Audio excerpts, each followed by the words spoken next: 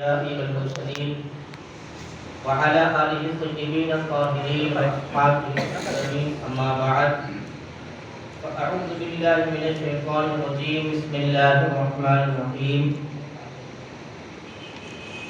يا أيها الذين آمنوا اتقوا الله وكونوا مع الصادقين صدق الله العظيم وبلغنا رسوله النبي الأمين المكين المتين الكريم ونحن على ذلك لمن الشاهدين والشاكرين.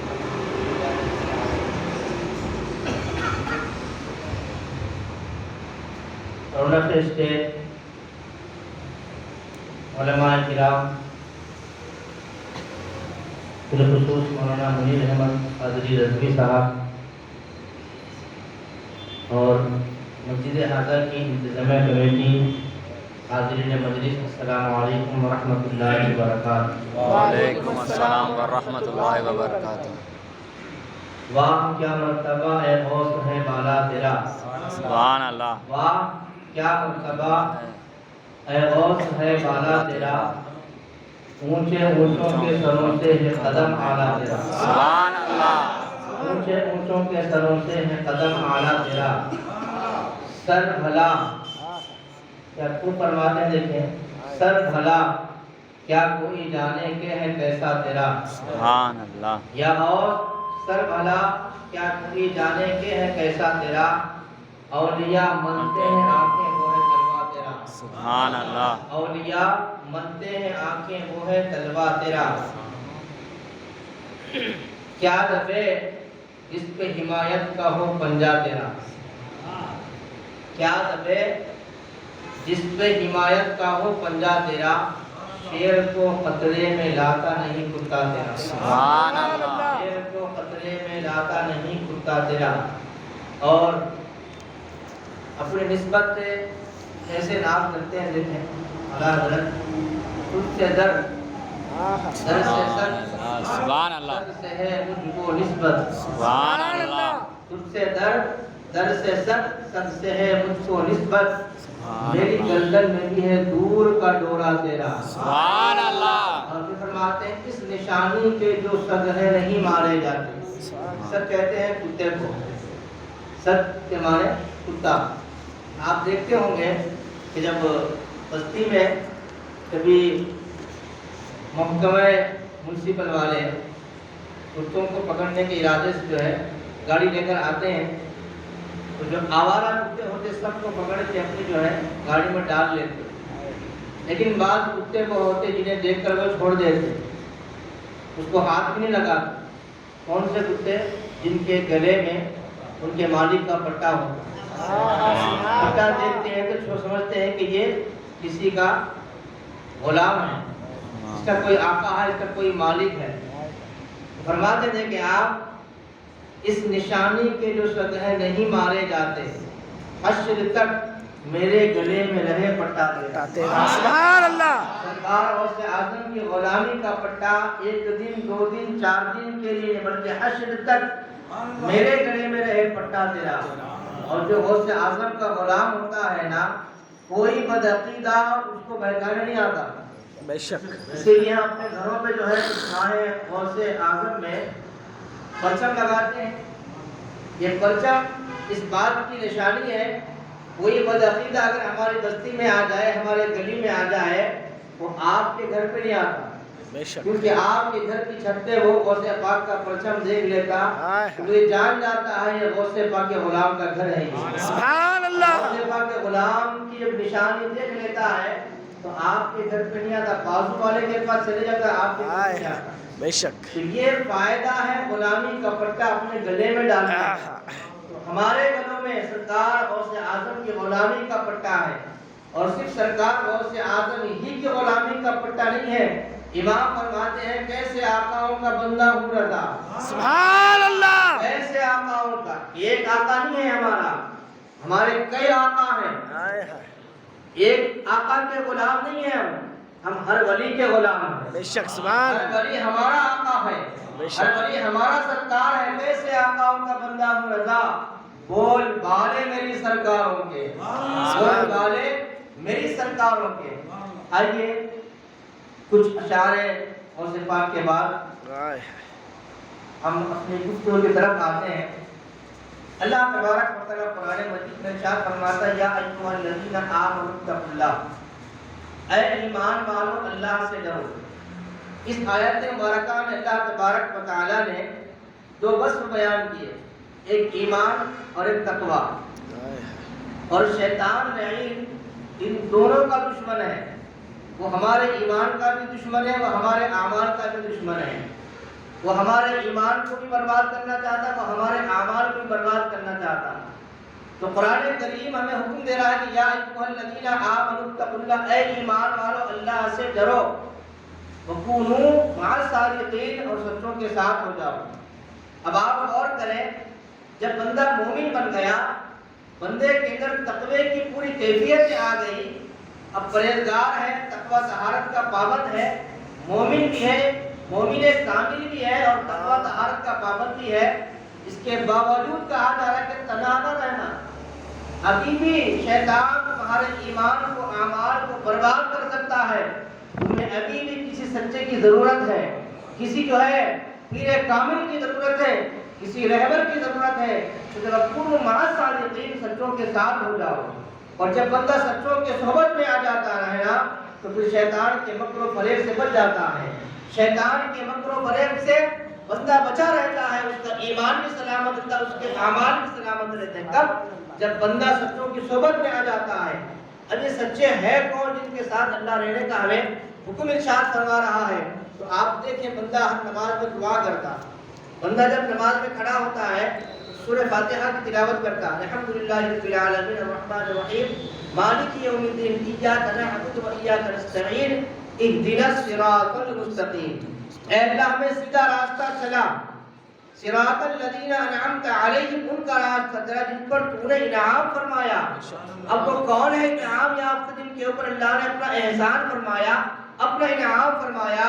تو آگے کی آیت میں اللہ تبارک و تعالیٰ ارشاد فرماتا من النبیین، وہ نبی ہیں، صدیقین، وہ صدیقین ہیں، والشہداء والصالحین۔ اب آپ دیکھیں، اللہ نے ایمان والے، انعام والوں کی فہرست بتا دی، وہ نبیین ہیں، وہ صدیقین ہیں، وہ شہداء ہیں، وہ صالحین ہیں۔ چار گروہوں کا ذکر کیا، پہلے اللہ نے نبیوں کی جماعت کا ذکر کیا کہ نبیین ہے، اس کے بعد صدیقین کا ذکر فرمایا۔ اب یہاں سے عقیدہ اہل سنت میں ملتا ہے، دیکھیں آپ، اب آپ دیکھیں نبیوں کے بعد جو دوسرا درجہ ہے وہ صدیقین کا ہے، اور صدیقوں کے امام کو ابوبکر صدیق کہتے ہیں۔ سبحان اللہ۔ صدیقین کے امام کو ابوبکر صدیق کہتے ہیں۔ نبی کے بعد کسی کا درجہ ہے تو صدیق اکبر کا ہے۔ اس کے بعد والشہداء والصالحین، شہداء، جب لفظ شہداء آ گیا، شہداء میں حضرت عمر بھی ہیں، حضرت عثمان غنی بھی ہیں، علی بھی ہیں۔ سبحان اللہ۔ آپ دیکھیں ترتیب قرآن دے رہا ہے ہمیں، عقیدہ اہل سنت قرآن دے رہا ہے کہ انعام یافتہ لوگوں کے راستے پر چلو۔ ہم نے پوچھا مولا وہ انعام یافتہ کون ہے؟ قرآن کہتا ہے من النبیین والصدیقین والشہداء والصالحین۔ صالحین اولیاء کی جماعت کو کہا جاتا ہے، صحابہ کی جماعت کو کہا جاتا ہے، اہل بیت کو کہا جاتا ہے۔ صالحین کے اندر سارے کے سارے آ گئے۔ اب جب دیکھیں گے انعام یافتہ کا راستہ کون سے؟ نبیوں کا راستہ، صدیقین کا راستہ، شہداء کا راستہ، صالحین کا راستہ ہے۔ تو اب ان کے دامنوں سے وابستہ ہونا ہے، اور جو ان کے دامن سے وابستہ ہو جاتا نا، اس کا ایمان بھی سلامت رہتا ہے، اس کے اعمال بھی سلامت رہتے ہیں۔ آپ دیکھیں اللہ تبارک و تعالیٰ نے بندوں کی ہدایت کے لیے اس دنیا میں 1,24,000 کم و بیش انبیاء کو مبعوث فرمایا۔ حضرت آدم سے لے کر ہمارے آپ کے آقا صلی اللہ علیہ وسلم تک نبیوں کا سلسلہ جاری رہا۔ نبی و رسول آتے گئے، لوگوں کو ہدایت کا راستہ بتاتے گئے، یہاں تک کہ اللہ نے ہمارے آپ کے آقا صلی اللہ علیہ وسلم کو خاتم النبیین بنا کر پیدا فرمایا۔ اب اللہ کے نبی کے بعد، حضور کے بعد کوئی نبی آنے والا نہیں ہے۔ اگر کوئی کسی نبی کے آنے کا اگر تصور بھی کرے تو کافر ہو جاتا ہے۔ ہمارے نبی آخری نبی ہیں، سرکار خاتم النبیین بن کر آئے۔ ما کان محمد ابا احد من رجالکم ولکن رسول اللہ وخاتم النبیین، اللہ نے مہر مار دی ہمارے آقا علیہ السلام کو بھیج کر، اب میں اس نبی پر نبوت کا دروازہ بند کر دیتا ہوں، اب ان کے بعد کوئی نبی دنیا میں آنے والا نہیں ہے۔ اگر کوئی نبی کے آنے کا تصور بھی کرے تو وہ سیدھا سیدھا کافر ہو جاتا، دائرہ اسلام سے خارج ہو جاتا۔ اب نبیوں کا دروازہ بند ہو گیا، اب کوئی نبی آنے والا نہیں ہے، اب نبی آنے والا نہیں ہے، لیکن اب لوگوں کی رشد و ہدایت کیسے ہوگی؟ نبی تو آنے والے نہیں ہیں، لوگوں کے رشد و ہدایت کا سامان کیسے ہوگا؟ اللہ تبارک و تعالیٰ نے نبی آخر الزمان پر نبوت کا دروازہ بند کر دیا، لیکن اولیاء کرام کا دروازہ کھلا رکھا۔ قیامت تک اللہ کے اولیاء آتے رہیں گے۔ دو گروہوں کو اللہ نے اس قوم میں چھوڑ دیا، ایک گروہ ہے اولیاء، اور ایک گروہ ہے علماء۔ دو گروہوں کو اللہ نے اس دنیا میں چھوڑ دیا ہے، ایک اولیاء کرام مشائخین عظام کی جماعت ہے اور دوسری علماء کرام کی جماعت ہے۔ اب یہ دونوں جماعتوں کے سر پر یہ ذمہ داری ہے کہ قیامت تک کے آنے والے لوگوں کو رشد ہدایت کا سامان کرے، لوگوں کو رشد ہدایت کا راستہ بتائیں، اور اولیاء و علماء کا جو تعلق ہے یہ بڑا گہرا تعلق ہے۔ دیکھیں آپ، ولی کے بغیر عالم نہیں ہو سکتا، عالم کے بغیر ولی نہیں ہو سکتا۔ کوئی ولی کسی عالم کا انکار نہیں کرتا اور کوئی عالم کسی ولی کا انکار نہیں کرتا، اور دونوں کو ایک دوسرے کی ضرورت ہے۔ ولی عالم سے علم حاصل کرتا ہے اور عالم ولی سے بیعت کر کے اس کی عبادت میں داخل ہوتا ہے۔ اب یہاں سے عالم کا یہ کام ہے کہ وہ انسان کے ظاہری دل کو سنوارتا ہے، ولی کا یہ کام ہے کہ اس کے باطن کو سنوارتا ہے، اس کے باطن کو سنوارتا ہے۔ بندہ ایک عام انسان عالم کے بارگاہ میں جا کر علم حاصل کر کے حدیث پڑھ کے فقہ پڑھ کے تفسیر پڑھ کے قرآن پڑھ کے عالم بنتا ہے، اس کا ظاہر سنور جاتا ہے، اور ولی کے دربار میں جا کے بیعت و ارادت کر کے تزکیہ نفس کے ذریعے اپنے قلب کو پاک کرتا ہے۔ ہر مسلمان کو ان دونوں گروہوں کی ضرورت ہے، علماء کی بھی ضرورت ہے، اولیاء کی بھی ضرورت ہے۔ اب آپ دیکھیں ان دونوں کی ضرورت کیسے ہے، ایک دوسرے کو ضرورت ہے۔ ایک بہت بڑے عالم گزرے، مفسر کبیر جن کا لقب ہے امام فخر الدین رازی رحمۃ اللہ علیہ، بہت بڑے اللہ کے ولی گزرے، سبحان اللہ، اتنے بڑے مفسر گزرے ہیں کہ جن کی تفسیر کو پڑھ کر لوگ عالم بنتے ہیں۔ حضرت امام فخر الدین رازی رضی اللہ تعالیٰ، ان کے وصال کا وقت قریب آیا۔ جب وصال کا وقت قریب آیا ان کے، تو ظاہر سی بات ہے زندگی کا جو مقصد ہوتا ہے نا، انسان پوری لمبی زندگی 40 سال 50 سال 60 سال کی زندگی گزار لیتا، ساری زندگی گزارنے کے بعد اس کی یہ ساری زندگی کامیاب کب ہوتی معلوم آپ کو؟ جب اس کا خاتمہ ایمان پر ہوتا۔ انسان اپنی پوری زندگی کتنی بھی اچھے طریقے سے گزار لے، اگر خاتمہ ایمان پر نہ ہوا تو پھر وہ ساری زندگی بیکار ہے، اس کی سارے کرتوت اعمال بیکار ہیں۔ تو حضرت امام فخر الدین رازی کو یہ فکر لاحق ہو گئی کہ میں نے ساری زندگی حدیث کی کتابیں لکھی، تفاسیر لکھے، بڑی بڑی کتابیں میں نے لکھ دی ہیں، لیکن میرا خاتمہ بالخیر کیسے ہوگا؟ اور جب انسان کی موت کا وقت آتا نا تو شیطان اس کو بہکانے کے لیے آتا، اور شیطان کس راستے سے بہکاتا؟ پہلے اس کو توحید کے راستے سے ہٹاتا۔ اللہ ایک ہے، جو عقیدہ ہمارا ہے نا، عقیدہ توحید، اس سے بندے کو جو ہے سرکا دیتا ہے۔ تو امام فخر الدین رازی نے اب اللہ کی وحدانیت پر جو ہے دلائل جمع کرنے لگے، جب شیطان آئے گا تو اس کو جواب دیں گے، یہاں تک کہ ان کی سکرات کا وقت آ گیا، موت کا وقت قریب ہے، اور ایسا وقت ہے کہ ابھی ان کی روح قبض اندر سے پرواز کرنے والی ہے۔ شیطان آ گیا اور شیطان آ کر کہتا، اے فخر الدین رازی، تم بہت بڑے عالم ہو، اپنے کے وقت کے امام ہو، تم نے بڑی بڑی تفسیری کتابیں لکھی، حدیث پر تم نے کتابیں لکھی، آؤ ذرا مجھے دلیل دو کہ اللہ تبارک و تعالیٰ ایک ہے، اللہ کی وحدانیت تمہارا عقیدہ ہے، بتاؤ کہ اللہ ایک کیسا ہے؟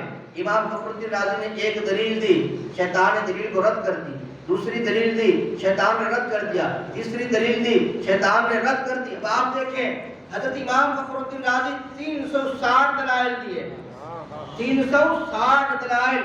کون اپنے وقت کا امام ہے، جسے دنیا مفسر کبیر کے نام سے جاتی ہے، امام فخر الدین رازی اتنے بڑے اپنے وقت کے عالم دین ہے، شیطان ان کو بہکانے کے لیے آ گیا ہے۔ اب آپ اندازہ لگائیں ہم ماؤ شما کس گنتی میں ہوں گے؟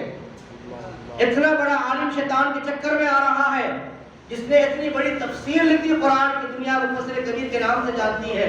360 دلیلیں آپ نے دے دی، ساری دلیلوں کو شیطان رد کرتا گیا. آپ کے پیر و مرشد حضرت نجم الدین کبر رحمۃ اللہ علیہ آپ کے اس مکان سے 300 میل دور ہے. کتنے میل جی؟ 300 میل دور. رات کا وقت ہے. نجم الدین کبر رحمۃ اللہ علیہ وضو فرما رہے ہیں. وضو فرماتے فرماتے آپ وہ جو وضو کا پانی جس میں لوٹے میں تھا وہ لوٹا اٹھا کر آپ نے دیوار پہ زور سے مارا. جیسے آپ نے یہاں سے زور سے مارا، پانی کے چھینٹے امام فخر الدین رازی کے چہرے پر پڑتے ہیں. وہ ہوش میں آتے، نجم الدین کبرا آواز دیتے ہیں، اے فخر الدین رازی، کیا اس کے سروانات پر دلائل دیتے جا رہے ہو؟ اس خبیث سے کہو ہم اللہ کو بغیر دلیل کے ایک مانتے ہیں. بغیر دلیل کے ایک مانتے ہیں. امام فخر الدین رازی نے کہا، اے ابلیس لعین سن، ہم اللہ کو بغیر دلیل کے ایک مانتے ہیں. جب آپ نے یہ جواب دے دیا، لعین شیطان وہاں سے اٹھ کر چلا گیا. مریدین نے پوچھا، حضرت یہ جو آپ نے دیوار پر لوٹا مارا یہ بات سمجھ میں نہیں آئی. کہا، سنو اے میرے مریدو، میں نے لوٹا دیوار پر اس لیے مارا، اگر شیطان کے سوال کے بعد امام فخر الدین رازی اگر جواب دینے کی ذریعے سی بھی جرت کرتا ان کا ایمان ختم ہو جاتا. اللہ اکبر، ایمان غارت ہو جاتا ان کا. میں نے اس لیے دیوار پر لوٹا مارا. وہ بیدار ہو گئے. میں نے کہا، فخر الدین رازی اللہ کو بغیر دلیل کے ایک مانتا ہوں. جب آپ نے جواب دیا شیطان وہاں سے دفع ہو گیا.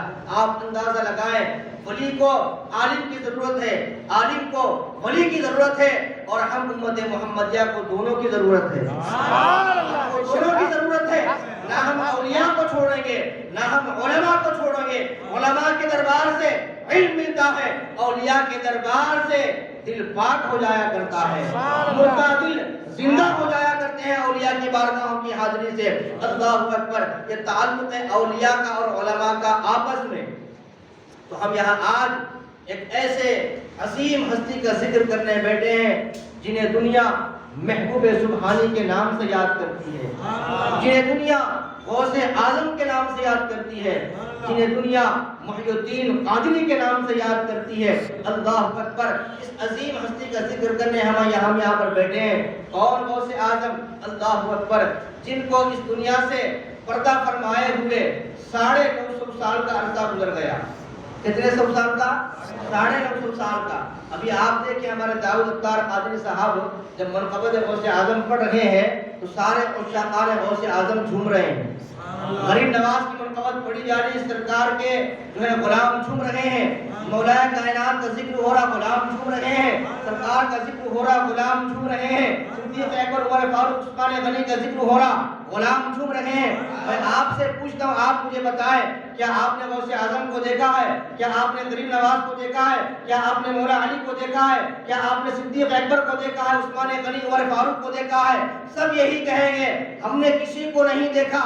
جب دیکھا نہیں تو یہ محبت جو بالغانہ ہمارے دلوں میں ہے، یہ سینوں میں اولیاء کرام کی محبت جو ہمارے سینوں میں پیوست ہے، یہ محبت آئی کہاں سے؟ یہ محبت پیدا کیسے ہوئی؟ تو بندہ جواب دے گا ہم نہیں جانتے کہ یہ محبت کیسے پیدا ہوئی، ہمیں نہیں معلوم. ہم نے غوث اعظم کو نہیں دیکھا، ہم نے غریب نواز کو نہیں دیکھا، لیکن جب بھی ان کا نام آتا ہے ہمارا دل بھی جھک جاتا ہے، ہمارا سر بھی جھک جاتا ہے. اور کوئی بدبخت ان اولیاء کی شان میں ذرا سی برابر بھی توہین کرتا ہے، ہم اس کا سر قلم کرنے کے لیے تیار ہو جاتے ہیں. یہ جذبہ کہاں سے آیا؟ اللہ اللہ. ہم قرآن سے پوچھتے ہیں، اے اللہ کے کلام تو ہی بتا کہ ہمارے دلوں میں یہ محبت کہاں سے آئی ہے. قرآن کہے گا ان الذین آمنوا وعملوا الصالحات سیجعل لهم الرحمن ودا. بے شک وہ جو ایمان لائے، اچھے عمل کیے، اللہ ان کی محبت اپنے مخلوق کے دلوں میں ڈال دیتا ہے. سبحان اللہ. وہ جو اولیاء کرام کی جماعت ہے ان کی محبت کو اللہ اپنے مخلوق کے دلوں میں ڈال دیتا ہے. اور جب اللہ کسی بندے سے محبت کرتا ہے تو حضرت جبرائیل کو بلاتا، اے جبرائیل آؤ، میں فلاں بندے سے محبت کرتا ہوں، تم بھی اس سے محبت کرو. اللہ اعلان کرتا ہے، اے جبرائیل میں فلاں بندے سے محبت کرتا ہوں، تم بھی اس سے محبت کرو. حضرت جبرائیل اس سے محبت کرنے لگتے ہیں اور حکم دیتا، اے جبرائیل آسمان والوں میں ندا دے دو کہ اللہ فلاں بندے سے محبت کرتا. جبرائیل فلاں بندے سے محبت کرتا، تم بھی اس سے محبت کرو۔ جبرائیل علیہ السلام اب جو ہے سارے آسمان والوں میں یہ اعلان کرتے، اے ملائکہ، اے آسمان پہ رہنے والوں، اللہ فلاں بندے سے محبت کرتا، میں جبرائیل بھی اس سے محبت کرتا ہوں، تم بھی اس سے محبت کرو۔ پھر اللہ فرماتا اے جبرائیل جاؤ زمین والوں میں اس بات کا اعلان کر دو۔ جبرائیل علیہ السلام زمین پر آتے ہیں، اعلان کرتے اے مخلوق، اے زمین پر رہنے والوں، اللہ فلاں بندے سے محبت کرتا، میں جبرائیل فلاں بندے سے محبت کرتا ہوں، تم بھی اس سے محبت کرو۔ اور ساری زمین کی مخلوق اس سے محبت کرنے لگ جاتی ہے، آسمانے والے محبت کر رہے، زمین والے محبت کرے۔ اب آپ بتائیں اللہ والوں کی محبت کا چرچا زمین پر پہلے ہوا کہ آسمان پر پہلے ہوا؟ آسمان پر پہلے ہوا۔ اولیاء کی محبت کا چرچا آسمان پر پہلے ہوا، آسمان والوں نے پہلے اللہ والوں سے محبت کی، بعد میں زمین پر اعلان کرایا گیا کہ زمین والوں سے محبت کرو۔ اور محبت کیسی؟ سَيَجْعَلُ لَهُمُ الرَّحْمَنُ وُدًّا، یہ لفظ وُدًّا اس کے معنی ہے محبت، خالی محبت نہیں، شدید محبت، شدید محبت۔ مفسرین فرماتے ہیں کہ وُدًّا کے معنی صرف محبت نہیں، شدید محبت۔ اور مومن کی پہچان اللہ نے کیا بتائی؟ وَالَّذِينَ آمَنُوا أَشَدُّ حُبًّا لِلَّهِ، مومن وہ ہے جو اللہ سے شدید محبت کرتا ہے۔ مومن کی پہچان کیا بتائی؟ اللہ سے شدید محبت کرتا ہے، اور اللہ رب ہو کر کہہ رہا ہے کہ میں فلاں بندے سے محبت کرتا ہوں، تم بھی اس سے شدید محبت کرو۔ اب پتا چلا اللہ والوں کی محبت غیر کی محبت نہیں ہے۔ جیسے رسول کی اطاعت اللہ کی اطاعت ہے، رسول کی فرمانبرداری اللہ کی فرمانبرداری ہے، ایسے ہی اولیاء اللہ کی محبت اللہ کی محبت ہے، اولیاء اللہ کی محبت اللہ کی محبت ہے۔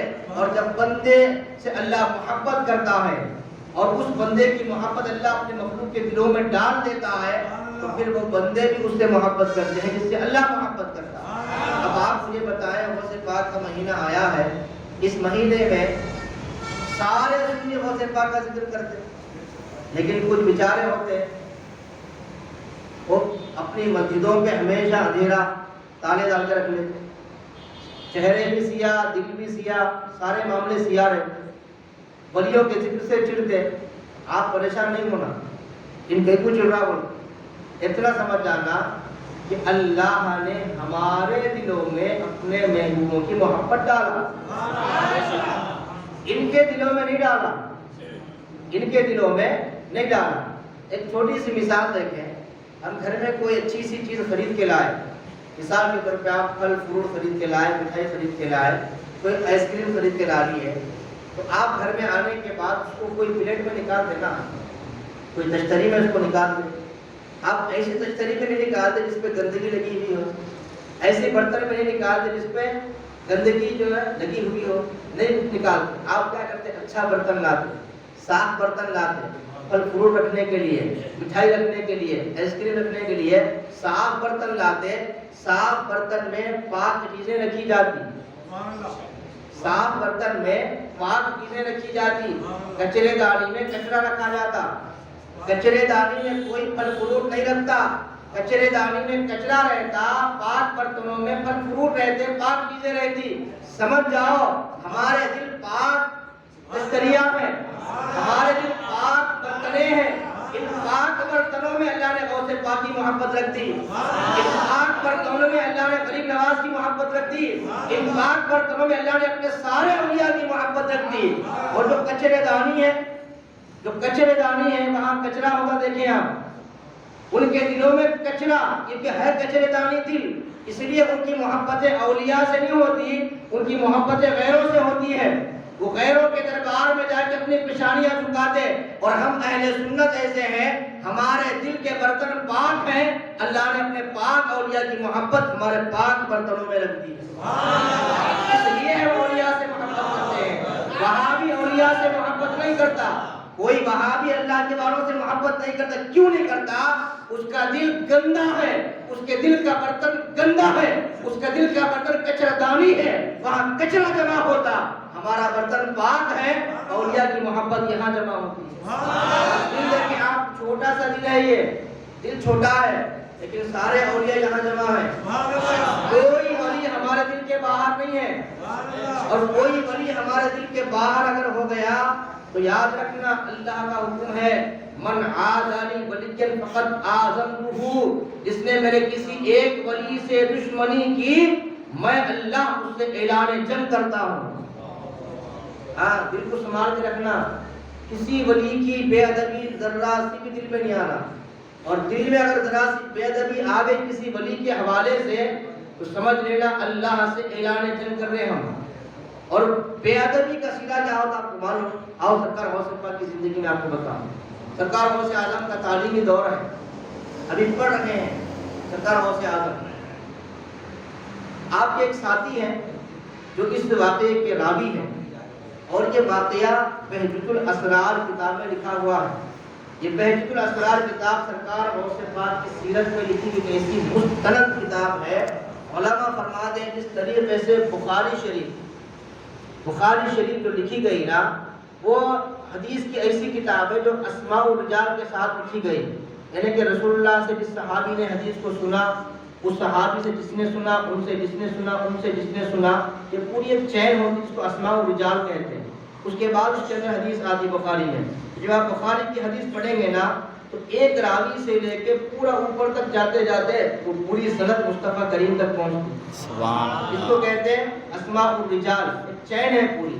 تو اس طریقے سے بخاری کی کتاب حدیث بخاری لکھی گئی نا، تو علماء فرماتے ہیں کہ سرکار غوث پاک کی سیرت پر جو کتاب بہجت الاسرار لکھی گئی نا، بالکل اسی طریقے پر لکھی گئی۔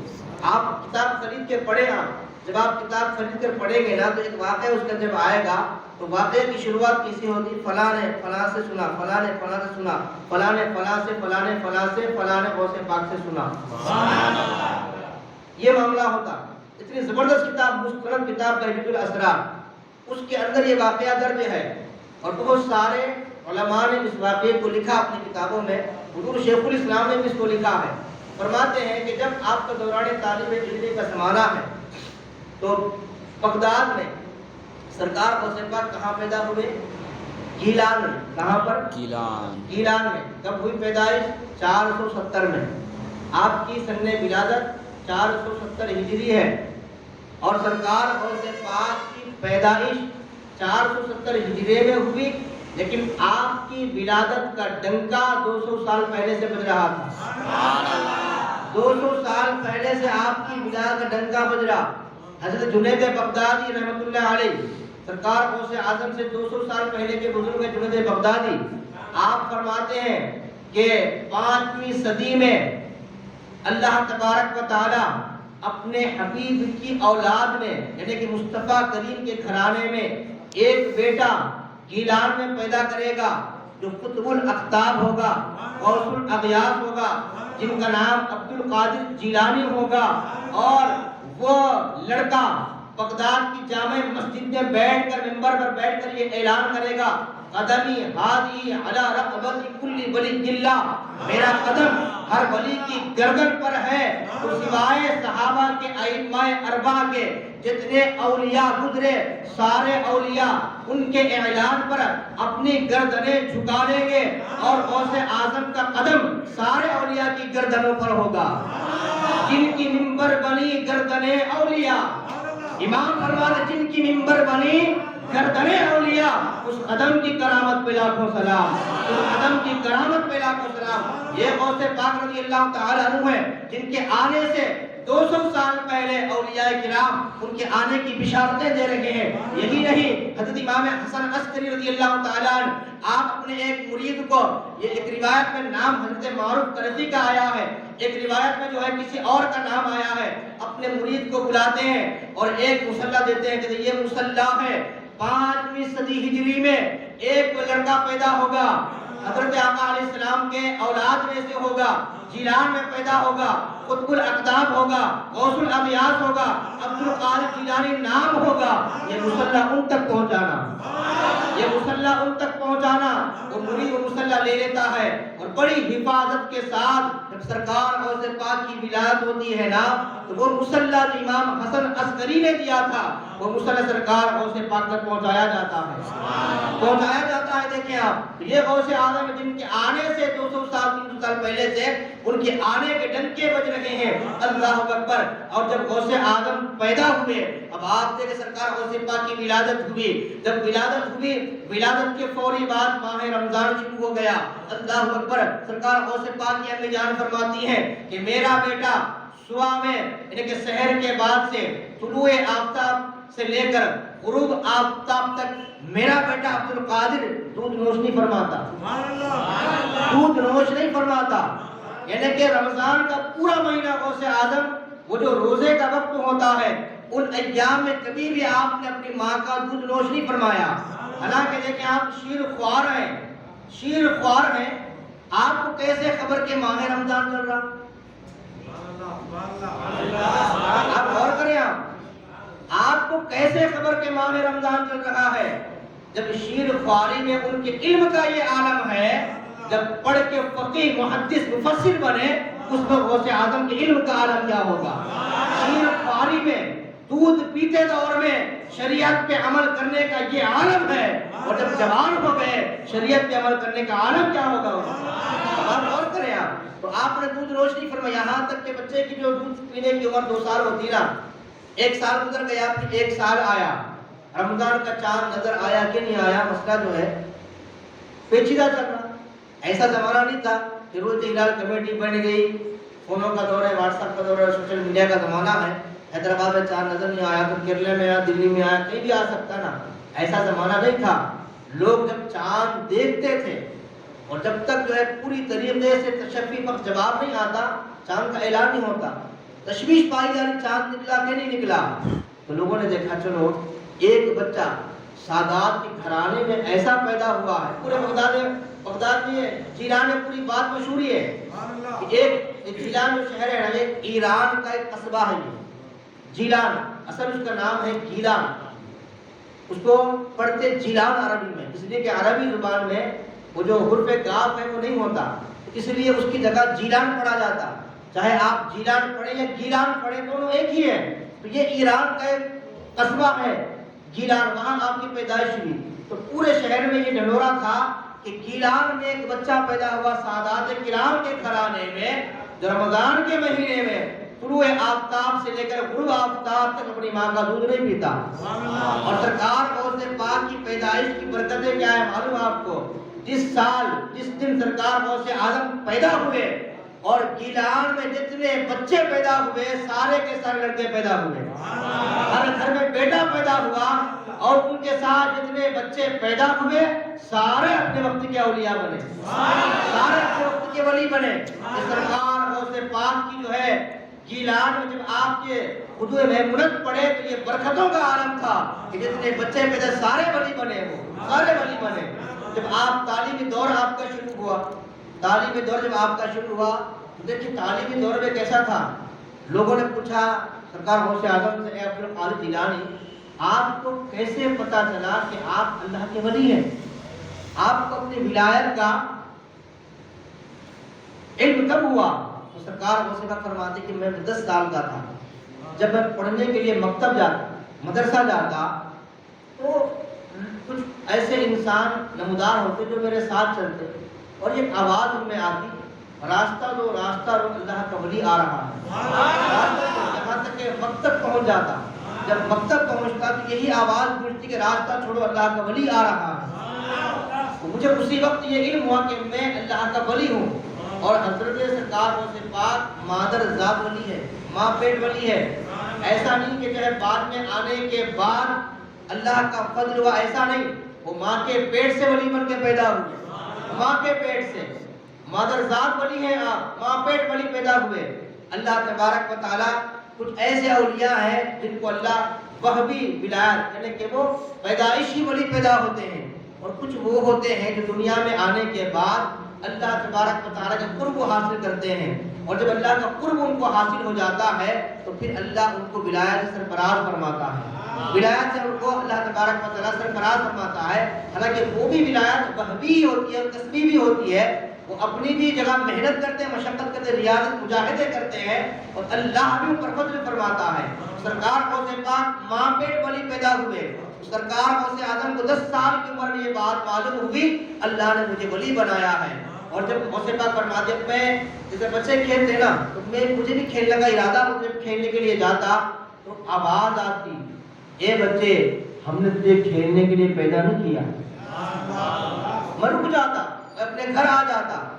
ایک دن ایسا ہی معاملہ ہوا، میں بچوں کے ساتھ کھیلنے جا رہا ہوں تو ایک گائے وہاں سے گزر رہی ہے، گائے بول پڑی، اے لڑکے اللہ نے تجھے کھیلنے کے لیے پیدا نہیں کیا۔ سرکار غوث پاک گھبرا گئے، جانور بات کر رہا ہے، دوڑ کر اپنی امی جان کے پاس آئے، آنے کے بعد اے امی جان اب مجھے علم حاصل کرنا ہے، آپ مجھے علم حاصل کرنے کے لیے بغداد بھیجیں۔ بغداد بھیجیں، جیلان سے بغداد بڑا دور کا سفر ہے، سرکار غوث اعظم جیلان سے بغداد جا رہے ہیں علم حاصل کرنے کے لیے۔ اور جب آپ علم حاصل کرنے کے لیے گئے، جو مجاہدے آپ کے تھے، ابھی آپ دوران طالب علم میں ہیں، حضرت خضر علیہ السلام سے ملاقات ہوئی۔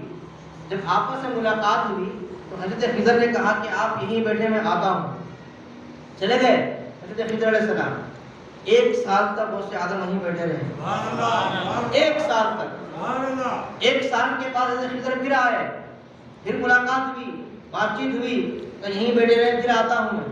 پھر چلے گئے، پھر 1 سال کے بعد آئے، پھر 1 سال کے بعد، اور پھر جب ملاقات ہوئی کہا آپ بیٹھے رہیں، پھر آتا ہوں۔ پھر 3 سال کے بعد آئے، غوث پاک فرماتے ہیں کہ میں یہ 3 سال کیسے گزارے؟ 1 سال میں نے ایسے گزارا صرف مبارک سے میں نے کہیں پانی تک نہیں پیا۔ دیکھیں آپ، یہ مجاہدے، یہ ریاضتیں جب جا کے ولایت ملی، جب جا کے قطبیت کا درجہ ملا، ولایت حالانکہ ماں پیٹ ولی ہے، اس کے باوجود مجاہدات کا یہ عالم ہے، ریاضات کا یہ عالم ہے۔ دیکھیں آپ یہاں بات کیا معلوم ہو رہی، وعدہ تو کیا تھا، آتا ہوں، کدھر نے کہا بیٹھے رہے آپ آنے تک، تو یہ وعدہ وہ ہوتا ہے نا، اس پہ کاربند بھی رہنا۔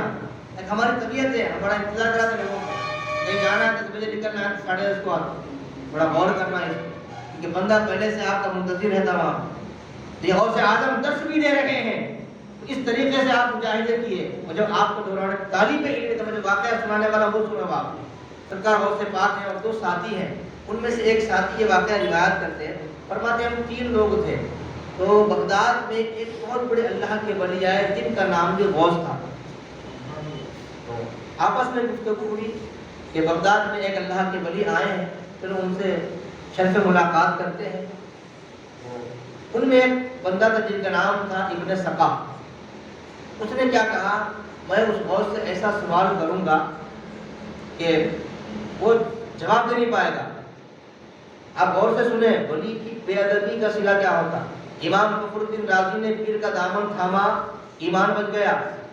دیکھیں نا، ایمان بچ گیا، ولی سے محبت تھی، پیر سے محبت تھی، پیر نے ایمان بچا لیا، شیطان کا وار کام نہیں کر سکا۔ تو ولیوں سے جب محبت ہوتی تو ایمان بچتا، عقیدہ بچتا، اعمال بچتے۔ یہ بھی سن لیا۔ اب آپ ولی کا بے ادب، اس کا انجام کیا ہوتا دیکھیں آپ۔ اس نے کہا کہ میں ایسا سوال کروں گا کہ وہ لاجواب ہو جائیں گے۔ جو دوسرے بندے تھے انہوں نے کہا کہ میں ان سے سوال کروں گا، دیکھتا ہوں کیا جواب دیتے ہیں۔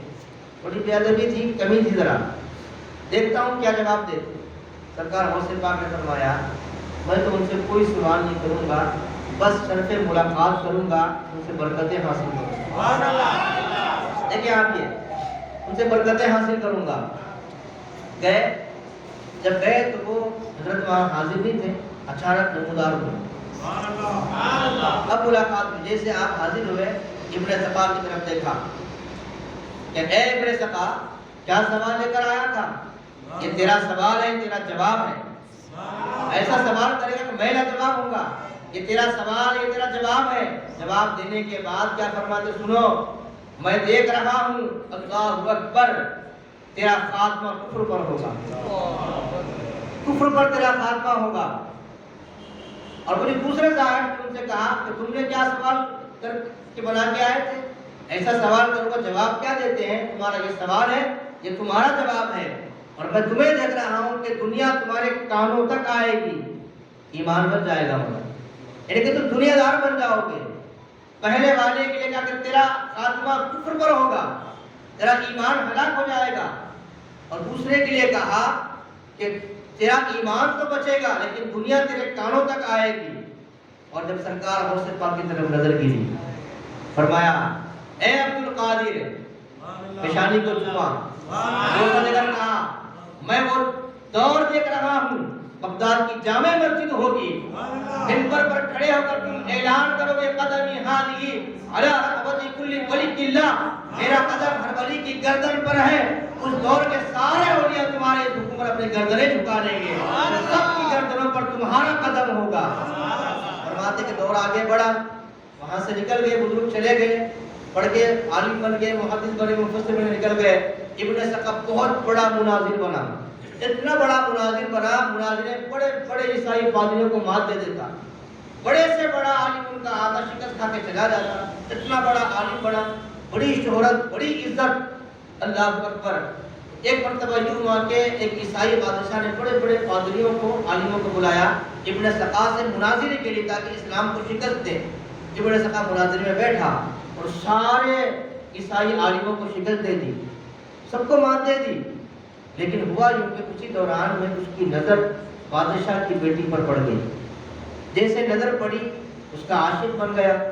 اب بادشاہ سے کہا کہ میں تیری بیٹی سے شادی کرنا چاہتا ہوں. بادشاہ نے دیکھا اتنا بڑا عالم ہے، بڑے سے بڑا پادری، بڑے سے بڑا عیسائی عالم بھی اس کو مات دے نہیں سک رہا، شکست نہیں دے سک رہا. اس نے کہا کہ ایک شرط پہ میں اپنی بیٹی سے تمہاری شادی کروں گا. کیا شرط ہے؟ اسلام چھوڑ دے، اسلام چھوڑ دے. دیکھیں آپ ولی کی بے ادبی کہاں تک لائی. اسلام چھوڑ دیا، مرتد ہو گیا، عیسائی لڑکے سے شادی کر لی. ادھر شادی کرنے کے بعد پورے جسم میں کوڑ کی بیماری پیدا ہو گئی، کوڑ کی بیماری پیدا ہو گئی. بادشاہ نے لے جا کر اس کو ایک کچرے کی کوڑ پر پھینک دیا، پوری کوڑ کی بیماری جسم پر لگ گئی. اللہ اکبر. لوگ وہاں سے گزرتے دیکھ کر کہتے لعنت ہو اس پر جس نے اللہ کے ولی کی توہین کی تھی، اس کا صلہ مل رہا ہے. ہر کوئی جانے والا لعنت پھینک کر چلا جاتا. وہ بندہ راوی کہتے ہیں اب دوسرا بندہ تھا، اس کا ایمان تو سلامت رہا. نور الدین شہید کا دور تھا اور اس وقت نور الدین شہید نے اس بندے کو ایک علاقے کا گورنر بنایا. اب وہ دولت اس نے اتنی کمائی کہ وہ دولت اس کے کانوں تک آ گئی، ایمان بچ گیا. اور پھر ہم نے دیکھا دور آیا غوث اعظم کا، دور آیا حضرت محبوب سبحانی کا. بغداد کی مسجد پہ منبر پر کھڑے ہو کر اعلان کرتے ہیں قدمی ہادی علی رقبت کل ولی اللہ. اب آپ دیکھیں ولی کی بے ادبی کی، ایمان غارت ہو گیا، اللہ کی لعنت سارے لوگ اس پر بھیج رہے ہیں. کوڑ کی بیرہ مبتلا ہو گیا، نہ دنیا ملی، نہ دین ملا، نہ خدا ہی ملا، نہ مثال سلم، نہ ادھر کا رہا نہ ادھر کا رہا. دونوں بھی ہاتھ سے چلے گئے. اور یہاں غوث اعظم کا مقام دیکھیں، ولی کا آپ نے ادب کیا، ولی کے دربار میں یہ سوچ کر گئے ان سے برکتیں حاصل کروں گا. اور برکتیں ایسی ملی، اللہ نے ولیوں کا امام بنا دیا، ولیوں کا سلطان بنا دیا، دستگیر دو جہاں بنا دیا، محبوب سبحانی اللہ نے بنا دیا. اب آپ اندازہ لگائیں ایک ولی کی بے ادبی سے ایمان غارت ہو جاتا. تو اب آپ تھوڑا غور کریں، جو صحابہ کا بے ادب ہوگا، غور کریں آپ، جو صحابہ کا بے ادب ہوگا، جو اہل بیت کا بے ادب ہوگا، اس کا انجام کیا ہوگا. غور کریں آپ. اور صحابہ کا بے ادب، اللہ اکبر. ایک مرتبہ سرکار کی بارگاہ میں جنازہ آیا، اس نے فرمایا میں جنازہ نہیں پڑھاؤں گا. سرکار نے جنازہ پڑھانے سے انکار کر دیا. تو آپ سوچے اب اس کا جنازہ کون پڑھائے گا. سوچیا ارے مسجد کے امام اگر کسی کا جنازہ نہ پڑھائے تو نہ پڑھائے، کوئی بات نہیں، کوئی اور پڑھا دے گا. وہ نہ پڑھائے کوئی اور پڑھا دے گا. لیکن نبیوں کے امام کہہ رہے ہیں میں اس کا جنازہ نہیں پڑھاؤں گا. مجمع پہ سکتہ طاری ہو گیا. کسی نے پوچھا یا رسول اللہ وجہ کیا ہے؟ آج سے پہلے آپ نے کبھی کسی جنازے کے بارے میں ایسا نہیں فرمایا کہ میں اس کا جنازہ نہیں پڑھاؤں گا، لیکن اس آدمی کے بارے میں کہتے کہ میں اس کا جنازہ نہیں پڑھاؤں گا. کیوں نہیں پڑھاؤں گے؟ میرے آقا فرماتے کہ یہ میرے عثمان سے بغض کرتا تھا، میرے عثمان سے بغض کرتا تھا. ایک واقعہ کافی ہے ہمارے درس کے لیے. صرف ایک عثمان ہی کا بغض رکھنے والا نہیں، کسی بھی صحابی کا بغض رکھنے رکھنے والا اللہ کی بارگاہ سے دھتکار دیا جاتا ہے، رسول اللہ کی بارگاہ سے دھتکار دیا جاتا ہے۔ جب ولی کا بے ادب کی یہ حالت ہے تو صحابہ کے بے ادب کا عالم کیا ہوگا، اہل بیت کے گستاخ کا عالم کیا ہوگا، آپ اندازہ لگا۔ تو ہم اہل سنت ہے، ہم ادب والی جماعت ہے، ہماری بیس ہی ادب ہے، ہمارے دل میں ہر ولی کا ادب ہے۔ ہم ولی سے محبت اس کا شہر دیکھ کر، اس کا علاقہ دیکھ کر، اس کی زمین دیکھ کر محبت نہیں کرتے، ہم اس سے محبت اس لیے کرتے ہیں کہ وہ ولی اللہ ہے، وہ اللہ کا ولی ہے۔ وہ آپ کسی ولی خان سے محبت کرتے ہیں؟ کسی ولی خان سے محبت کرتے آپ نہیں کرتے، ولی اللہ سے محبت کرتے۔ آپ دیکھیں، آپ میں کہوں کہ کتاب سے محبت کرتے، محبت سے کتاب، میں کہوں کتاب اللہ سے محبت کرو، آپ سمجھتے اللہ کے کلام سے محبت کرو، قرآن سے محبت کرنا ہے۔ میں کہوں گھر سے محبت کرو، جس کے گھر سے محبت کرنا ہے وہ صاحب بیت اللہ سے محبت کرو، اللہ کے گھر سے محبت کرو، آپ محبت کرتے، کیونکہ بیت کی نسبت اللہ سے ہو گئی تو آپ کے دل میں محبت آ گئی، کتاب کی نسبت اللہ سے ہو گئی دل میں محبت آ گئی، ولی کی نسبت ولی اللہ سے ہو گئی، ولی کی محبت دل میں آ گئی۔ اللہ والوں سے محبت اللہ کی خاطر کی جاتی ہے، اور اللہ تبارک و تعالیٰ خود فرماتا ہے الحب للہ والبغض للہ، محبت بھی کرو تو اللہ کے لیے کرو، بغض بھی کرو تو اللہ کے لیے کرو۔ اسے پاک ہے، یہ سرکار کا فرمان ہے الحب للہ والبغض للہ، محبت بھی اللہ کے لیے کرو، دشمنی بھی اللہ کے لیے کرو۔ کسی سے ذاتی دشمنی نہیں کرنا، ذاتی دشمنی تو ذاتی ہو گئی، دشمنی ہو تو اللہ کے لیے ہو، اور محبت بھی ہو تو اللہ کے لیے ہو۔ اور جب دو بندے اللہ کی محبت کی وجہ سے آپس میں جب ملتے ہیں نا، سرکار فرماتے ہیں کہ ان دونوں کے جدا ہونے سے پہلے ان کے گناہ معاف ہو جاتے ہیں، ان کے گناہ معاف ہو جاتے ہیں۔ جو ولی اللہ سے ملتا ہے، اور صرف ولی اللہ سے ملنے کی برکتیں تو بڑی ہے، کوئی ولیوں سے ملنے کے لیے اگر جاتا بھی ہے نا، اللہ اسے بخش دیتا ہے۔ ایک روایت ہے، بخاری شریف کی روایت ہے، آپ بارہا سنے ہوں گے، پھر ایک مرتبہ سنے ایمان تازہ ہوتا ہے، کیونکہ ہم اہل سنت ہیں، اولیاء کے بارگاہوں میں جاتے ہیں نا، ہر جمعرات جاتے ہیں، ہفتے میں ایک بار دو بار، جیسا موقع ملتا ہے ہم حاضری دیتے رہتے ہیں۔ تو بعض لوگوں کو بڑی تکلیف ہوتی ہے، کیا ہے، خبر پرست ہے، خبر کچھ ہے، کچھ کھولتے رہتے ہیں بدماش ہے۔ اور یاد رکھنا، آپ زندگی میں کبھی کسی بد عقیدے سے صحبت نہیں کرنا، یاد رکھنا آپ، یہاں پہ اس کے لیے ذرا بھی جو ہے نا دروازہ ڈھیلا نہیں کرنا۔ کیوں معلوم آپ کو؟ دنیا میں سب سے بری اور سب سے بڑی گالی کون سی؟ مجھے آپ بولیں، ہم بولیں گے ماں کی گالی بڑی ہے، باپ کی گالی بڑی ہے، بہن کی گالی بڑی ہے، یہ گالیاں چھوٹے ہیں۔ تو اگر کوئی ماں کی گالی دے بھی دے تو گالی نہیں لگتی دینے والے کو، نہیں لگتی۔ کیوں بولے؟ تو میں آپ کی روایت سناؤں، حضرت بایزید بستامی یا حضرت حسن بصری، ان دونوں میں سے کسی ایک کا واقعہ ہے، امام اعظم ابو حنیفہ کا واقعہ، اور کسی بزرگ کا واقعہ ہے، نام مجھے پوری طریقے سے ذہن میں نہیں آ رہا، لیکن اللہ کے ولی کا واقعہ ہے۔ وہ حضرت کیا کرتے تھے، ان کا ایک پڑوسی تھا، اس کے پاس روز تحائف بھیجتے، ان کا کچھ تحفے بھیجتے رہتے۔ بڑی دیر مجھے حضرت ہے کیا معاملہ ہے، جب آپ کو صبح سے لے کے شام تک گالیاں دیتے رہتا، برا بلا بولتے رہتا، آپ تحفے بھیجتے جا رہے ہو، تو حضرت کیا فرماتے ہیں، میں کیا کروں، تحفے نہ بھیجوں تو کیا کروں؟ وہ جب بھی گالی دیتا میرے نام عمل میں نیکی لکھی جاتی، وہ جب بھی برا بولتا نام عمل میں نیکی لکھی جاتی، جب بھی غیبت کرتا نام عمل میں نیکی جاتی۔ میرے نام اعمال گالیاں دے دے کے نیکیوں سے بھرتے رہا، اب میں تحفہ نہیں تو کیا دوں اس کو میں؟ یہ مزاج تھا ہمارے اللہ والوں کا، ہمارے جو ہے محبوبوں کا، اللہ کے محبوبوں کا، یہ انداز تھا۔ دیکھیں آپ، جب یہ بات اس کو معلوم ہوئی نا، طائب ہو کے آ گیا، حضرت معافی چاہتا ہوں، آج کے بعد میں آپ کو گالی دوں گا، میں آپ کی غیبت کروں گا، اور طائب ہو کے ان کی حضرت کا مرید ہو گیا۔ یہ انداز تھا تبلیغ دین کا ہمارے پاس۔ تو ہم بھی کیا کرنا، کوئی گالی دے دے چھوڑ دینا، ماں کی گالی یا گالی نہیں لگتی آپ کو، کون سی بھی گالی تو نہیں لگتی، گالی چھوٹی ہے وہ، لیکن ایک گالی اتنی بڑی ہے، اس سے بڑی کوئی گالی نہیں ہے۔ معلوم آپ کو وہ کیا ہے معلوم؟ کسی مسلمان کو مشرک بولنا،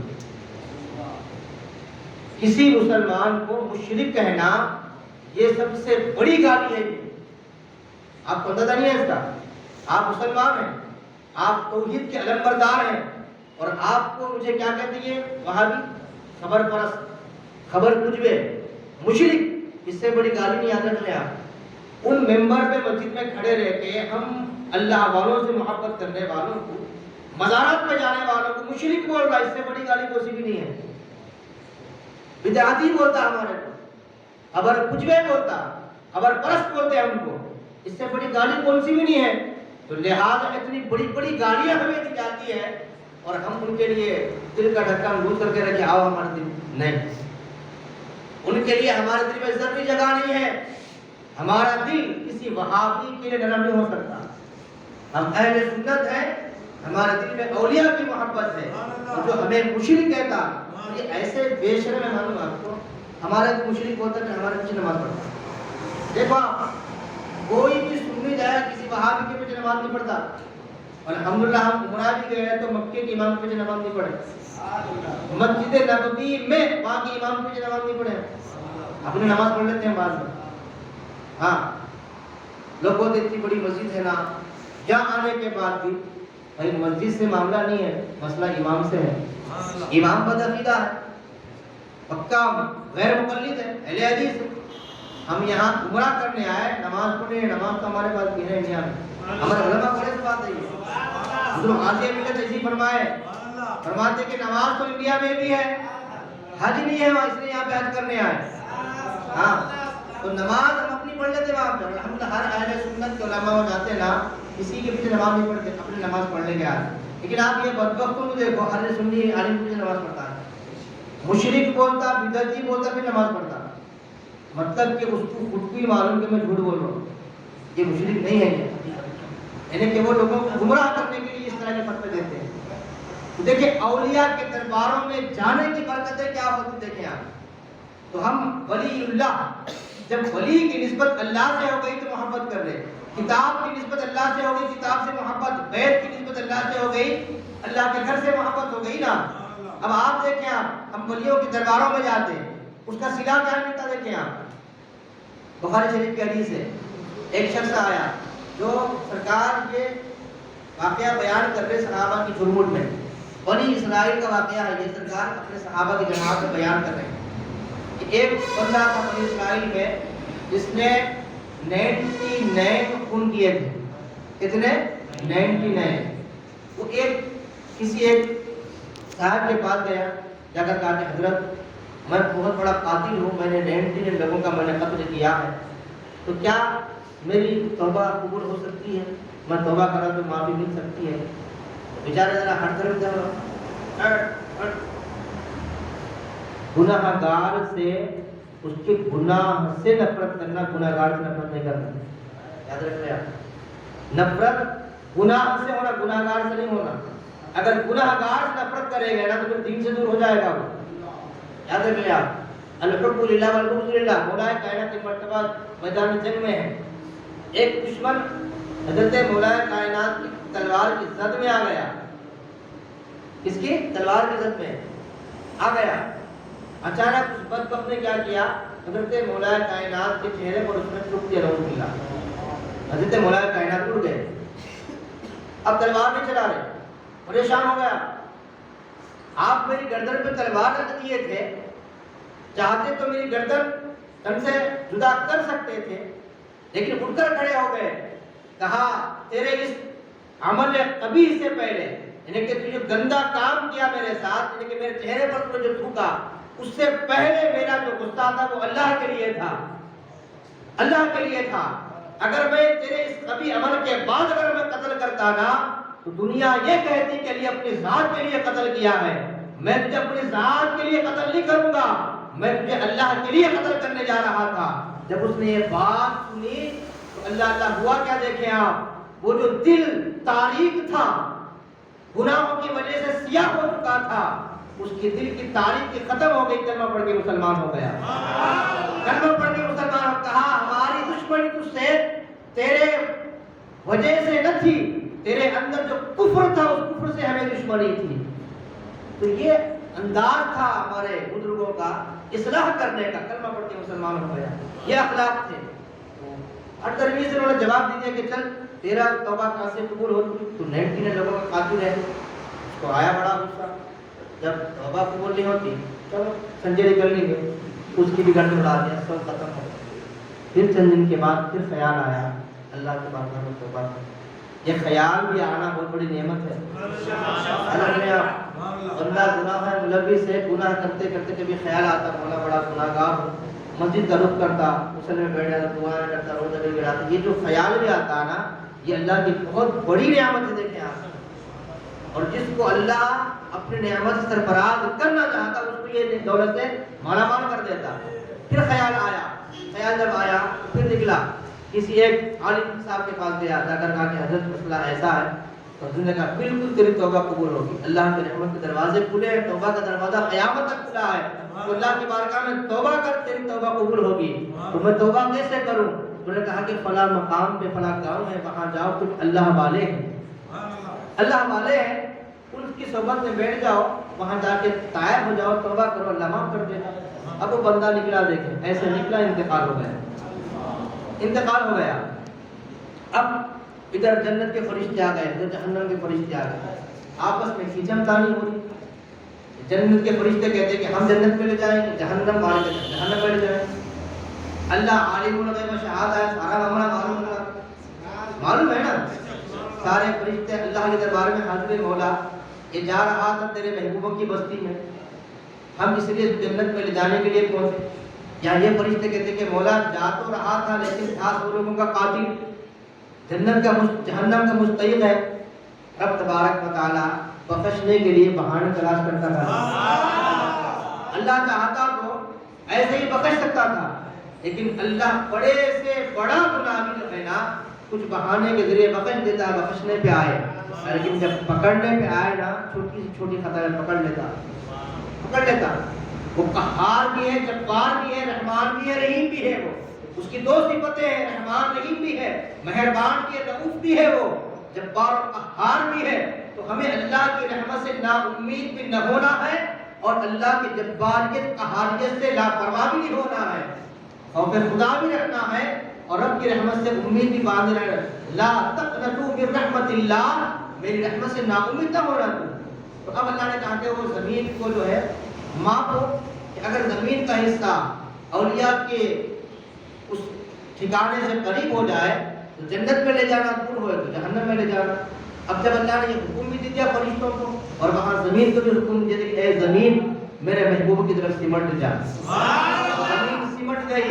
جب فرشتوں نے ماپا تو وہ زمین اللہ والوں کے جگہ سے بالکل قریب تھی. فرشتوں نے کہا جنت کے کہ جس کا جو ہے قدم اولیاء کے گاؤں سے, اولیاء کے ٹھکانوں سے قریب تھا, رب نے کہا بخش دیا, میرے جنت میں لے جاؤ. دیکھیں آپ, اولیاء کے دربار میں جا رہا تھا, خالی وہ جا رہا تھا, اللہ نے بخش دیا.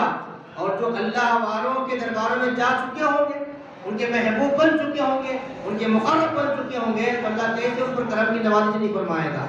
یہ بات ہو گئی. دوسری بات سنو آپ, ہم یہ محفل سجا کے بیٹھے نا, ہو سکتا ہے صبح کے بولے ارے یہ کیا تھا, ہمیں رات میں ہوتے حضرت محفل سجا کے بیٹھے, ایسا کرنا ہے کیا؟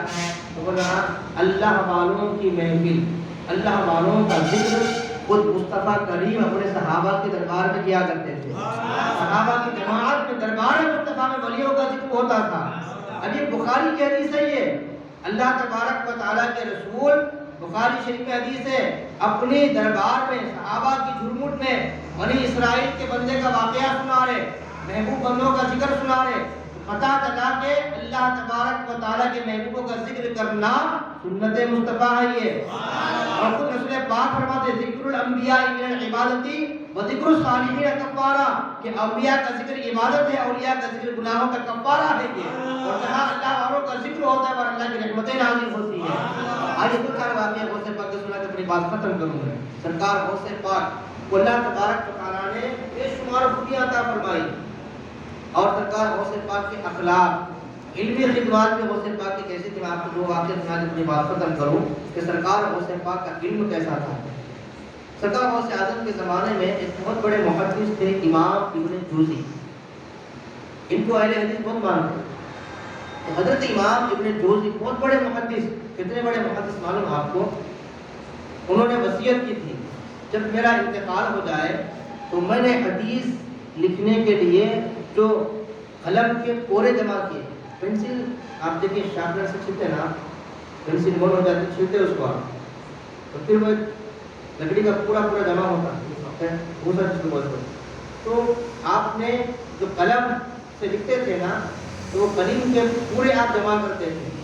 تو آپ نے وسیع جب میرا انتقال ہو جائے تو میں نے حدیث جن قلموں سے لکھی ان قلموں کے پورے میں نے جمع کیے. وہ کوروں سے مجھے جو غسل دیا جائے گا وہ پانی گرم کرنا. تو جب آپ کا انتقال ہوا تو جب آپ نے پانی گرم کیا تو پانی گرم ہو گیا, قلموں کے پورے ختم نہیں ہوئے. اتنے بڑے محدث تھے لیکن سرکار غوث اعظم سے ان کو اختلاف تھا. اور یاد رکھ لیں آپ, علماء میں اختلاف ہر زمانے میں رہا. ہمارے دشمنی بڑھنا ہے. بڑوں کے اختلاف میں اپن جانا چاہیے. اپن گئے تو ان کا کچھ بھی نہیں جاتا, ہمارا بھی چلے جاتا. اس لیے ہمارا کام کیا ہے, وہ بھی پڑھے وہ بھی پڑھے, وہ بھی ہمارے بزرگ وہ بھی ہمارے بزرگ, وہ بھی ہمارے سر کے تاج وہ بھی ہمارے سر کے تاج. ختم بات. اپن بڑوں کے بیچ میں گئے تو ان کا دونوں کا کچھ بھی نہیں جاتا, ہمارا پورا چلا جاتا ہے. ان کا ایک اختلاف تھا سرکار غوث اعظم سے. اعتراض کرتے تھے سرکار غوث پاک کے تقاریر پہ, دیگر چیزوں پہ. تو ایک دن ان کے ایک ساتھی تھے تو غوث پاک کے درس میں جایا کرتے تھے. انہوں نے غوث پاک کے حوالے سے ان کو بتایا. ایک دن کو پکڑ کر لے گئے امام ابن جوزی کو, چلو آپ سرکار غوث پاک کا درس ہو رہا, آپ بھی چلو. گئے امام ابن جوزی بھی جا کے سرکار غوث پاک کا درس ہو رہا, سارے شاگرد بیٹھے ہوئے ہیں ایسے. تو کچھ دور جو ہے سو آپ بیٹھ گئے. سرکار غوث پاک کسی ایک آیت کی تفسیر بیان کر رہے. آپ کے مرید قرآن کی آیت پڑھ رہے, سرکار غوث پاک ترجمہ پڑھ رہے, اس کی تفسیر بیان کر رہے, اس کے رموز اثرات بیان کر رہے. یہ آیت ہے, ایک ہی آیت پڑھی گئی, یہ آیت, اس کا یہ ترجمہ, یہ تفسیر. پھر اسی آیت کی دوسری تفسیر. جیسے یہاں تفسیر بیان ہو رہی, امام ابن جوزی کے ساتھی جو بازو بیٹھے رہتے ہیں انہوں نے پوچھا امام ابن جوزی سے, اے جوزی بتاؤ کیا تم اس تفسیر کو جانتے ہو؟ تو جب پہلی مرتبہ جو پہلی تفسیر آپ نے بتائی اس آیت کی, تو کہا ہاں میں جانتا ہوں. اس بات پہ جواب دیا کہ میں جانتا ہوں. پھر اسی آیت کی دوسری تفسیر آپ نے سرکار غوث پاک نے پیش کی. تو پھر انہوں نے پوچھا کہ کیا تم اس کی تفسیر جانتے ہو؟ ہاں یہ بھی جانتا ہوں. اے سرکار غوث پاک ایک ہی آیت, ایک تفسیر بیان کرے, دو تفسیر بیان کرے, تین بیان کرے, چار بیان کرے, پانچ بیان کرے, چھ بیان کرے, سات بیان کرے, آٹھ بیان کرے, نو بیان کرے, 10 بیان کرے, 11 بیان کرے, 11 تک امام ابن جوزی کہتے کہ میں جانتا ہوں, میں جانتا ہوں, میں جانتا ہوں. جب سرکار غوث اعظم 12ویں تفسیر بیان کرے تو یہاں امام ابن جوزی کا علم اب جواب دینے لگا. اب پوچھا جانتے ہو؟ کہا نہیں جانتا ہوں. سرکار غوث اعظم نے اسی آیت کی 12ویں تفسیر, 13ویں تفسیر, اس طریقے 40 تفاسیر ایک ہی آیت میں سرکار غوث پاک نے بیان فرمائی. امام ابن جوزی نے کہ سارے تفاسیر سنے, ایسے مجلس میں آ گئے, اپنے کپڑے پھاڑ لیے, کپڑے چاک کر لیے, اور مجلس میں آ کر پکار کر کہنے لگے میں قان سے ہان کی طرف آ رہا ہوں, قان سے ہان کی طرف آ رہا ہوں. آپ نے ایک چیخ ماری, بے ہوش ہو کر گر گئے. اور آپ بھی غوث پاک کے مرتقد ہو گئے. اس کے بعد غوث پاک کے مرتقد ہو گئے. تو یہ غوث پاک کا علم تھا. دیکھیں آپ, غوث پاک کی علم خدمات تھی. آج غوث پاک کرامت تو آپ سنتے ہیں, غوث پاک کا علم دیکھیں آپ کیسے علم تھا. اور سرکار غوث پاک جب پڑھانے کے لیے بیٹھتے ہیں نا, سرکار غوث پاک علم حدیث پڑھاتے تھے, علم تفسیر پڑھاتے تھے, علم فقہ پڑھاتے تھے, علم منطق پڑھاتے تھے, علم نحو پڑھاتے تھے, علم صرف پڑھاتے تھے, اور سارے علوم غوث پاک درسگاہ میں بیٹھ کر پڑھاتے تھے. یہاں تک کہ علم تجوید بھی سرکار غوث پاک پڑھایا کرتے تھے. غوث پاک کا مشن تھا. دیکھیں آپ, آج غوث اعظم کے مشن کو آگے لے کر چلنا ہے, اور الحمدللہ یہ غوث پاک کے مشن کو آگے لے کر چلنے کی ذمہ داری آج آپ دیکھیں. آپ یہ جو ہمارے ادارے ہیں, یہ جامعہ نظامیہ, یہ کیا ہے؟ یہ غوث پاک کا مشن ہے. یہ ہاں غوث پاک کا مشن. غوث پاک کے مدرسے کا نام بھی نظامیہ تھا, اور اس کی برکتیں کیا تھی آپ کو معلوم؟ ایک مرتبہ بغداد میں بیماری آ گئی, طاعون آ گیا, طاعون کی بیماری آ گئی, لوگ مرنے لگے. سارے دوڑے سرکار غوث پاک کی بارگاہ میں, سرکار کیا کرے, طاعون آ گیا, لوگ مر رہے ہیں, بے حساب مر رہے ہیں. یا خالی ڈھنڈورا پلا گیا, کورونا ہے, کوئی بھی نہیں مرے, جتنا مرنا تھا مرے خالی ہو. لیکن وہ جو طاعون جب آتا نا, وبا جب آتی نا, لاشیں بکھر جاتی, ایسے مرتے لوگ, ایسے مرنے لگے. سرکار غوث پاک کے دربار میں آ گئے. سرکار غوث پاک نے فرمایا میرے مدرسے میں جو گھاس ہے نا, وہ گھاس لے کر جاؤ, اور جس کو طاعون ہو اس کو لگا دو, اور وہ گھاس کھلا دو. یہ برکت ہے سرکار غوث پاک کے مدرسے کی. گھاس کھانے والا طاعون سے محفوظ ہو گیا. پھر ایک مرتبہ دوبارہ لوٹ کے آیا ایسی طاعون, پھر دوڑے آئے. کہا میرے مدرسے میں جو کنواں ہے نا اس کا پانی لے جا کر پی لو، تعاون ختم ہو گیا۔ اور سرکار غوث پاک فرماتے ہیں کہ جو میرے مدرسے کے سامنے سے گزر جائے کل میں اس کی بخشش کی ذمہ داری لیتا ہوں۔ دیکھیں آپ یہ سرکار غوث پاک کا اختیار کیا تھا، عالم کے ادارے کے سامنے سے گزرنے والا۔ تو یہ سرکار غوث پاک کا علم تھا۔ یہی نہیں، جب سرکار غوث پاک کے علم کے ڈنگے پورے بغداد میں پہنچے، پورے بغداد میں سرکار غوث پاک کے علم کے چرچے ہیں، عبدالقادر جیلانی کا یہ علم بڑے بڑے لوگ استفادہ حاصل کرتے ہیں، استفادہ حاصل کرتے سرکار غوث پاک سے۔ اور جہاں جانے والے ہوتے وہاں حاسدین بھی ہوتے نا، اور جہاں حاسد ہوتے وہیں مزہ بھی آتا۔ یاد رکھ لیں آپ، سارے چاہنے والے ہوں تو بھی فائدہ نہیں ہے، دونوں بھی ہونا وہاں پر، تو دونوں کا ہونا یہ حق کی دلیل ہوتی ہے۔ یاد رکھ لیں آپ، حق کی دلیل ہوتی ہے یہ۔ تو سرکار غوث پاک کے جہاں چاہنے والے تھوڑا تعصب رکھنے والے بھی تھے، علم سے جلتے تھے، ایک ٹیم بنائی گئی، بڑے بڑے فقیہ فقہا علماء، چلو ہم عبدالقادر جیلانی کے پاس جاتے ہیں، ان سے سوالات کرتے ہیں۔ تقریباً 100 فقہا جمع ہوئے، ایک دو نہیں، 100 فقہا جمع ہو کے پوری ٹیم بنا کے سرکار غوث پاک کے پاس آئے بارگاہ میں۔ سرکار غوث پاک درس دے رہے ہیں، آ کر جو ہے بیٹھ گئے۔ جیسے بیٹھ گئے نا، جو واقعہ روایت کرے بحجۃ الاسرار میں فرماتے ہیں کہ راوی سرکار غوث پاک کے سینے سے ایک نور نکلا، ایک نور ایسی تیز نکلا، وہ جتنے فقہا بیٹھے تھے جو سوالات لے کر آئے تھے نا، وہ ساروں کے سینوں میں چلا گیا۔ جیسے وہ نور کی شعاعیں ان کے سینوں پر پڑی نا، وہ سارے اٹھے اپنے لباس پھاڑ کر سرکار غوث پاک کے قدموں میں گر گیا، سارے گر گئے سرکار غوث پاک کے قدموں میں۔ اور سرکار غوث پاک ایک ایک کو اٹھاتے سینے سے لگاتے۔ یہ سرکار غوث پاک نے درس دیا سینے سے لگایا جائے، سینے سے لگاتے۔ جیسا سینے سے لگاتے نا، علم پلٹ کے پھر سینے میں آ جاتا۔ ایک ایک کو سینے سے لگایا سرکار غوث پاک نے، سارے قدموں میں پڑ گئے، ایک ایک کو سینے سے لگایا۔ جب ساروں کو سینے سے لگا لیا، سارے سرکار غوث پاک کے دربار میں بیٹھ گئے۔ لوگوں نے پوچھا کہ جب تم سوال کرنے کے لیے آئے تو کیا معاملہ ہوا؟ انہوں نے کہا کہ جب سرکار غوث پاک کے دربار میں آئے، ایک ایسا نور کے سینے سے ہمارے سینے پہ لگا، ہمارا پورا علم سلب کر لیا گیا، علم چھین لیا گیا۔ وہ جو سوالات لے کر آئے تھے وہ بھی ہم بھول گئے، لیکن جب سرکار غوث پاک نے ہمیں سینے سے لگا لیا نا، وہ سارا علم سینے میں آ گیا، اور جتنے سوالات ہم لے کر آئے تھے وہ سارے سوالات بھی سینے میں آ گئے، اور سرکار غوث پاک نے ہر ایک کے سوال کا جواب بھی ہمیں دے دیا، ہر سوال کا جواب دے دیا۔ سارے 100 فقہا غوث پاک کے قدموں میں گر گئے، غوث پاک کے غلام، غوث پاک کے مرید ہو گئے۔ غوث پاک کی علمی جو ہے سو خدمات تھے، سرکار غوث پاک کی علمی کارنامے تھے یہ۔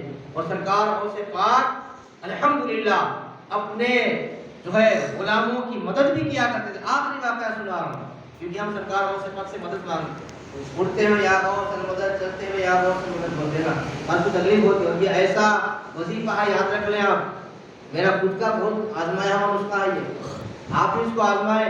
ہر جگہ سرکار غوث پاک کا نام لے لیں، آپ کہیں شکست نہیں کھاتے، کوئی آپ کو ہرا ہی نہیں سکتا غوث پاک کا نام لے لینے کے بعد، کیونکہ اس پہ کیا ہے، امام فرماتے ہیں کہ حمایت کا پنجہ تیرا، کیا دبے اس پہ ہو حمایت کا پنجہ تیرا۔